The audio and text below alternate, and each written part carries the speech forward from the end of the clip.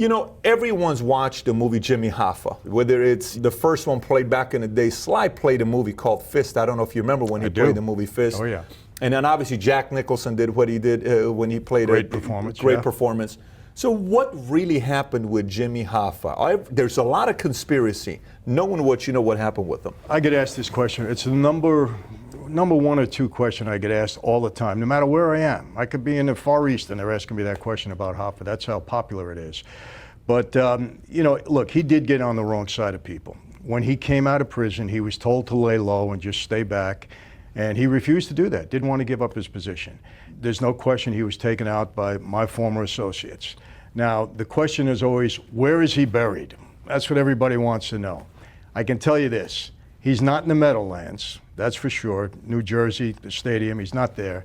And they will never find Jimmy's body, never. Now, I had nothing to do with it, but you know, you hear things in that life.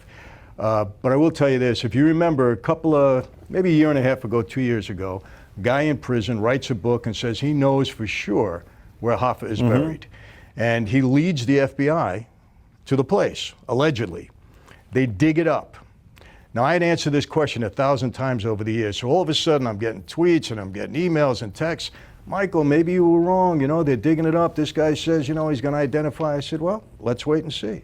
They never found his body. The guy was smart, though. He sold a lot of books, you know, by saying that. They'll never find Jimmy's body. So when you say they'll never find him, what does that really mean? Because in my mind, let me tell you where my creative mind goes. Let me take my creative mind, and maybe I'm right, maybe I'm wrong. When you tell me they'll never find him, it's either a body went through a recycling machine, either the body was chopped up, either something happened where it's mathematically impossible to find it, burned body, something like that, where it's not buried. Is that the direction you're going? Let's put it this way.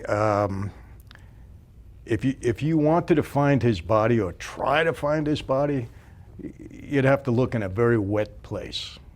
Got it. And how deep is this wet place? Pretty deep. Pretty deep. Pretty deep. Got it. Okay. Now, and I got to tell you something. I know that for a fact. 100%. 100%. Do you know location? Well, I know the general area. Got it. And actually, you know, it was really interesting that a friend that I hadn't seen for a long time came out of prison maybe 2.5 years ago. And he recorded a tape that I have in my possession. And that tape spells everything out because he was with the shooter that I happen to know very well. And he laid it all out. And people have been trying to get that tape from me for a long time. Wow. Now, can the government come to you and say, look, since you know what happened, you got to tell us or do this? How is it they know 100%? They can't, right? Because at this point, you don't have to give any of this information out. No, I don't have. So you're gonna be buried with, you're gonna go home with this information. No one's gonna get it out of you. I believe so. Okay. Yeah, because but you never know.